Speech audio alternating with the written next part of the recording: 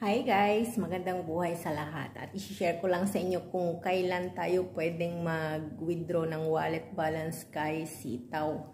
Kasi yesterday, Saturday is nag-withdraw ako at nalimutan kong hindi pala pwede ng Saturday. So i-share ko sa inyo kung kailan tayo pwedeng mag-withdraw ng wallet balance ni Sitaw. So, ang araw na pwede tayong withdraw is Monday to Friday. Ang Saturday at saka Sunday ay hindi po pwede. Pwede pa din pero hindi natin matatanggap kaagad. Pag nag-withdraw tayo ng Saturday, Monday na po natin matatanggap. Katulad yung nangyari sa akin, hindi ko pa natanggap yung withdraw ko kahapon kasi Sabado. So, i-share ko sa inyo sa Monday kung nakapasok na ang aking withdraw kay